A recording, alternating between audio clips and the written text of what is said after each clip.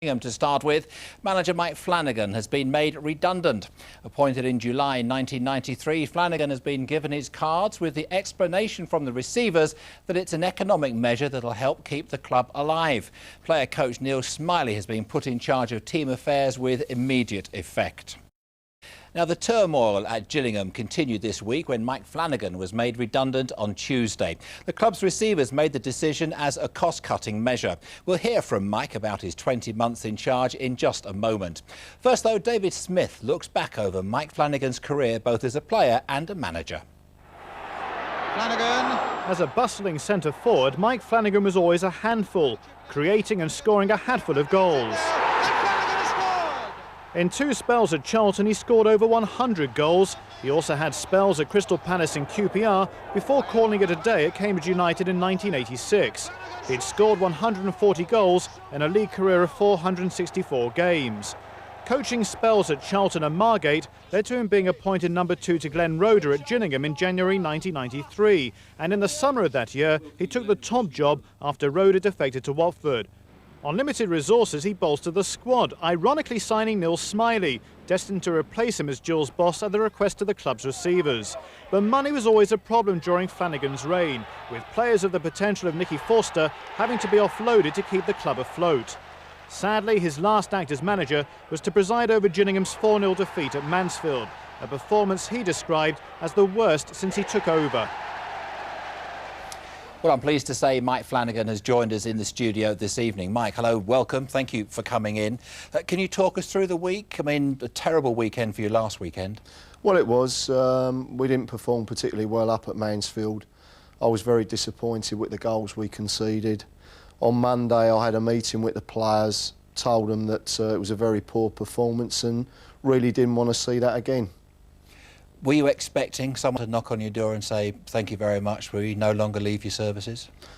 Well, on Monday we went up after the meeting and worked on a few things, and again on Tuesday. When I came back to the club on Tuesday afternoon, I was asked to go and see the receivers. At that time they said that they were looking to cost cut at the club and that my services would no longer be required. Apart from the obvious disappointment and presumably worry about future employment, what sort of feelings were you left with? Well, I was disappointed, really. Everybody's aware of the circumstances at the club. It was very difficult for me to work under those circumstances, but what I would say is I tried to do the best job possible for Gillingham Football Club. Football's all about players, it's all about quality. If you want to be at the top, then you need the players in your team that can get you there. You took over beginning of last season. I remember before the season kicked off, you told me you thought you'd improve on the previous season, and you did that, didn't you? Yes, we did. I said at the time that we wanted a season of stability, keeping ourselves away from the bottom of the table, and we achieved that. And this season, what I was looking to do was, in the summer, I cut back on the playing staff, and I was hoping that I would have money, or I was promised money, that I could go out and actually bring players in to strengthen the squad. And Chris Pike and Adrian Foster came in. Foster got injured, Pike's done well, so that was a good buy. Well, Adrian Foster would be a very good player. Unfortunately, after 3 games, we lost him through injury.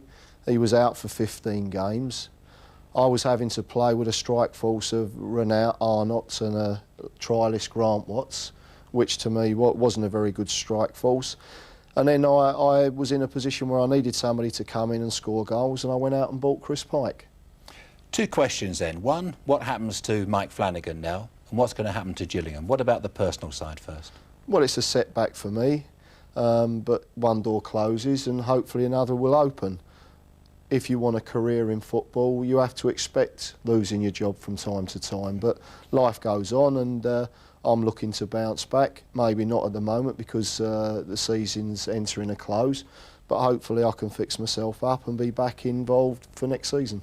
And the club themselves, will it survive? I think it will survive. You know, there's different options available to them at the moment, but it's important at the moment, going into the next 4 or 5 games, that they get a few results. All right, thanks for coming in, and I wish you well and have a happy day shopping tomorrow. Thanks a lot, Jeff.